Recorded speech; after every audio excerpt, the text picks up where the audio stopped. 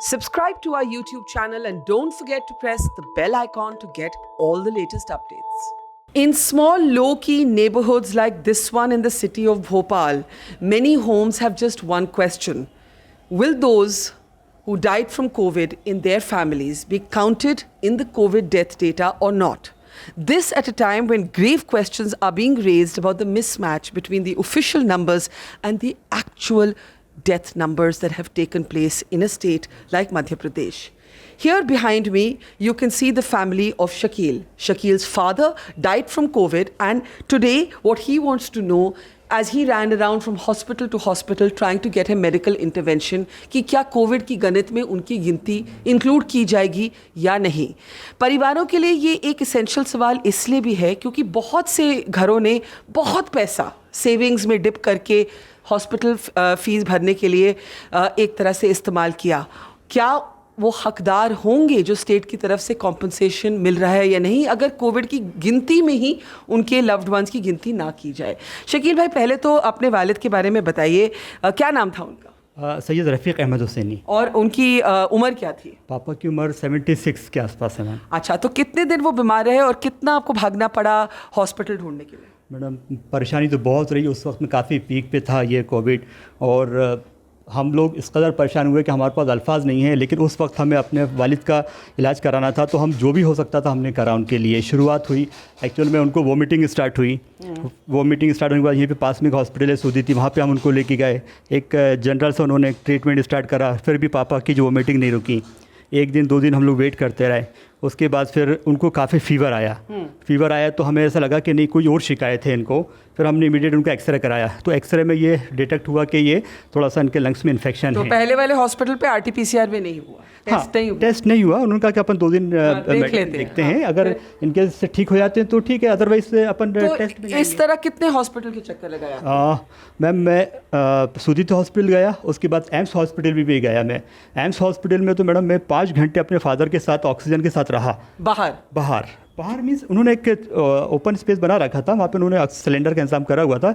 लेकिन हम एक कोविड पेशेंट को 5 घंटे लेके बैठे, हमारे लिए वो सबसे तकलीफ वक्त था। तो मतलब बाहर एम्स का जो यहाँ लोकल हॉस्पिटल है, आइए थोड़ा बाहर चलते हैं, वहाँ पे आपके फादर बैठे रहे और ऑक्सीजन पे रहे। फिर इवेंचुअली किस हॉस्पिटल में उनकी भर्ती हुई? उसके बाद फिर हमें 5 घंटे बिठाने के बाद हम उनसे रिक्वेस्ट करते रहे कि भाई इनकी बहुत सीरियस हालत है, आप इनको इमीडिएट एक्शन लीजिए, आप इनको इमीडिएट आप इनको एडमिट करिए, नहीं तो उनकी प्रॉब्लम बढ़ती जाएगी। तो उनका भाई बेड खाली नहीं है, हम बेड का इंतजाम कर रहे हैं। मेरे साहब पेपर में आ रहा है, सब जगह आ रहा है कि एम्स के अंदर काफ़ी बेड खाली है। अच्छा, फिर आप एंड में प्राइवेट हॉस्पिटल गए? हाँ, जब हमें उन्होंने 5-6 घंटे बिठा के रखा, उसके बाद हमें लगा कि यार हमारे फादर की तबीयत तो बिगड़ती जा रही हैगी। हाँ। अब ऐसा नहीं हो कि हम इनको यहाँ बिठा करके ही प्रॉब्लम में आ जाएं। हाँ। तो इसलिए हमने फिर इमीडिएट सिटी के अंदर एक भोपाल केयर यूनिट हॉस्पिटल है, वहाँ पे हमने बात करी और उनसे ही बड़ी रिक्वेस्ट करी हमने कि भाई मेरे फादर की बहुत तबीयत ख़राब है, आप इनको प्लीज़ इनको लीजिए। इवन हमें ऐसा लगा कि हम उस टाइम कोविड पेशेंट होने का एक अपराधी महसूस कर रहे थे, क्योंकि हमारे फादर को कहीं पे एडमिशन नहीं मिल रहा था, कहीं पर भी कुछ बेड अवेलेबल नहीं। हालांकि ये सेंटेंस वैसे सुनने लायक है कि कोविड पेशेंट नहीं, हम एक अपराधी के लेवल पर महसूस कर रहे थे। मैं आपसे पूछूंगी कि फिर ये भोपाल केयर जो हॉस्पिटल था, थोड़ा ऐसे घूम जाइए आप, ये भोपाल केयर जो हॉस्पिटल था, इसमें कितने दिन आपके फादर रहे? यहाँ पे मैडम 17 तारीख को मैंने एडमिट कर दिया था और 17 से 1 मई को मेरे फादर का इंतकाल हुआ। अब आपने कागज़ दिखाए, अफसोस आपके फादर की डेथ हुई। हॉस्पिटल में आपके काफ़ी खर्चा हुआ, इन्होंने दिखाया 4.5 लाख का खर्चा हुआ और दवाई और इंजेक्शन वगैरह अलग। जी, अप्रोक्स ऑफिस जो हॉस्पिटल की फ़ीस ही थी वो लगभग 5 लाख के आसपास थी, और मेडिसिन अगर हम ऐड करें तो 3 लाख, तो हमें 3 लाख की मेडिसिन आई, तो 8 लाख रुपए ये। फिर उसके बाद फिर हमें इंजेक्शन अवेलेबल नहीं हुए, और इंजेक्शन रेमडेसिविर का इतना हुआ बना रखा था, हम लोगों ने इवन मार्केट से इसको परचेज़ करा। तो उस पर भी खर्चा हुआ होगा? उसमें तो मैम हमें इवन 20,000 रुपये का एक इंजेक्शन मिला, जिसकी कीमत मुश्किल से 3-4 हज़ार रुपये होना चाहिए। और कितने इंजेक्शन आपने ऐसे लिए? मैम वैसे तो हॉस्पिटल ने अरेंज करा, लेकिन हमें बहुत मुश्किल से उन्होंने अरेंज करके दिया। मतलब इवन हमने बहुत रिक्वेस्ट करी और हमने एक्स्ट्रा पे करा उन लोगों को। तो टोटल खर्चा आपका कितना हो गया? तो मैडम मेरा करीबन 9 लाख के आसपास खर्चा हुआ है।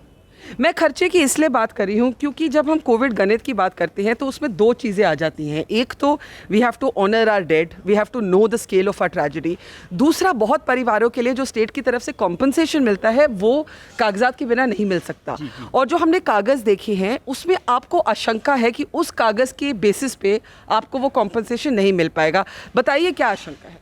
मैम एक्चुअल में अगर नॉर्मल डेथ होती है तो हमारा एक भोपाल में कब्रिस्तान है बड़े बाग के नाम से, और इनकेस अगर कोविड में होती है तो एक अलग से एक कब्रिस्तान बनाया गया है जिसका नाम है ज़्यादा जहांगीराबाद। तो हम उनको ज़्यादा कब्रिस्तान लेके गए क्योंकि हम बिल्कुल ऑफिशियली चले, क्योंकि हमारे फादर जो थे कोविड में उनका अब आपको क्या वरी है, क्या वरी है? आपको क्यों लगता है आपके फादर नहीं गिने गए डेथ काउंट में? मैम हमने नगर निगम भोपाल के अंदर जो वहाँ से एक सर्टिफिकेट मिलता है ज़्यादा कब्रिस्तान से, वो हमने दिया उनको, और हमने कहा कि भाई कि ये हमारे फादर का इंतकाल कोविड से हुआ, ये ज़्यादा की एक रिसिप्ट भी है। तो उन्होंने रिमार्क के अंदर कुछ भी नहीं लिखा, ब्लैंक रखा, और उन्होंने हमसे कहा गया कि भाई कि हमारे पास ऊपर से ऑर्डर नहीं है, हम आपको इसमें कोविड लिख के नहीं दे सकते हैं। ऐसा बोला उन्होंने आपको? हाँ, हमसे बोला उन्होंने, नगर निगम वालों ने। हाँ, उन्होंने कहा कि भाई कि आप बस ये एक सर्टिफिकेट है, हम आपको नहीं दे सकते। तो शकील का कहना है कि जो डेथ सर्टिफिकेट है, अगर हम वो आपको दिखाएंगे भी, डेथ सर्टिफिकेट में एक रिमार्क्स का कॉलम है वो खाली है, लेकिन हॉस्पिटल का जो डिस्चार्ज स्लिप है उस पर लिखा है कि कोविड के बेसिस पे एडमिशन हुई थी, रेस्पिरेटरी फेलियर से डेथ हुई, राइट? आपको लगता नहीं कि वो एक बेसिस बन सकता है? अब मैडम देखिए, गवर्नमेंट के काम ऐसे होते हैं कि वो बिल्कुल लकीर के फ़कीर होते हैं, उनको तो हर जगह लिखित में चाहिए।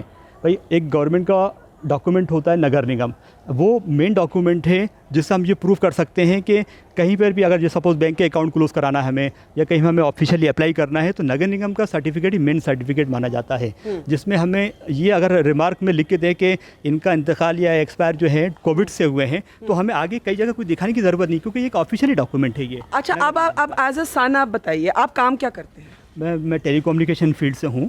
तो ये जो पैसे दिए थे ये कैसे आपने अफोर्ड किए? लोन लिया या किसी से बोरो किया, क्या किया? मैम फ़िलहाल तो मैं सच बताऊं तो मेरे पास लॉकडाउन की वजह से काफ़ी काम में परेशानी रही, तो जिसकी वजह से मुझे पैसा मेरे करीब से पड़ोसियों से मुझे उधार लेना पड़ा। पड़ोसियों से लिया उधार? जी जी जी। तो आप पड़ोसियों से उधार लिया, और आप ये भी वरी होगी कि वापस कैसे देंगे? हाँ बिल्कुल ज़रूरी है भाई, क्योंकि पैसा तो उधार ही होता है, बस ये उधार मतलब होता है कि ये हमारा नहीं, हमें किसी जिससे लिया उसको वापस करना है, तो ये मेरी जिम्मेदारी है। अब काम भी इतने अच्छे नहीं चल रहे हैं कि हम अपने बिज़नेस से पैसा दें, लेकिन अब हम ये चाहते हैं गवर्नमेंट की स्कीम के अकॉर्डिंग अगर हमें कुछ कंपनसेट मिले, जिसकी वजह से हम कुछ तो राहत मिले। तो दिल में दो बातें होंगी, एक तो चाहे कॉम्पनसेशन हो या नहीं, लगता भी है कि जिसकी डेथ कोविड से हुई है उसकी गिनती तो होनी चाहिए, जैसे आपके फादर। हाँ, हमने देखिए कहीं पर भी कुछ नहीं छुपाया, क्योंकि ये सच्चाई है कि हमारे वालिद साहब का इंतकाल कोविड के अंदर हुआ। हम चाहते थे दूसरे कब्रिस्तान में भी लेके आ सकते, हमने कहा नहीं भाई, हुआ है, हमको क्यों किसी को परेशान करें। एज़ पर रूल्स या गाइडलाइंस के अकॉर्डिंग हमने उनको ज़्यादा कब्रिस्तान लेके गया। हमसे कई लोगों ने कहा कि भाई कि आप मेरी माँ का भी इंतकाल, मेरी मम्मी का इंतकाल भी 26 अप्रैल को हुआ, और पापा, ये एक ज़रूरी बात है कि फादर की डेथ के कुछ ही दिन बाद सदमे से आपकी मदर का डेथ हो गया, तो आप एक तरह से बिल्कुल अनाथ हो गए। मैं साहब, मेरी ज़िंदगी ख़त्म हो गई, मेरी दुनिया ख़त्म हो गई। 6 दिन के अंदर मेरे मम्मी पापा दोनों एक साथ चले गए। तो आप सोचिए कि एक तो बहुत बड़ा झटका एक माँ बाप का, और एक साथ होना तो मेरे लिए तो इतनी तकलीफ़देह चीज़ है ये कि मेरे पास तो अल्फाज नहीं है, मतलब मैं बयान नहीं कर सकता हूँ कि मैं कितनी तकलीफ़ और मेंटली इतनी परेशानी में गुजरा हूँ मैं। उसके बाद इमीडिएट मेरी वाइफ भी कोविड पेशेंट हो गई, तो मेरी हालत तो ये हो गई कि मैं अल्फाज ही नहीं कि मैं क्या कहूँ आप लोगों से कि मैं उस टाइम कैसे वक्त गुजारा मैंने। तो आज आपके दिल में क्या है? जैसे आपने एक बात कही कि मैं कोई अपराधी थोड़ी ना था, मेरे फादर कोई अपराधी थोड़ी ना थे, तो दो चीज़ें लग रही हैं, एक इमोशनल भी चीज़ है, एक फाइनेंशियल भी है। हाँ, दोनों चीज़ें मायने रखती हैं मैडम, फाइनेंशियली भी इमोशनली भी। देखिए ये तो कुदरती चीज़ हैं, ये एक बीमारी जो है हम इसको ये कहेंगे, ये हमारे उर्दू में होता है वबा, यानी कि एक ऐसी बीमारी जो कुदरती तौर से आई हुई है, जिसको हम महामारी का भी नाम देते हैं कि भाई महामारी है, तो ये तो किसी को भी हो सकती हैगी। तो हमें इस टाइम सब लोगों का सपोर्ट मिलना चाहिए जी। और ये प्राइवेट हॉस्पिटल में भर्ती होने से पहले कितने दिन भागना पड़ा आपको? करीबन मैडम 2 दिन तो मिनिमम मैं भागा हूँ पापा को लेकर के।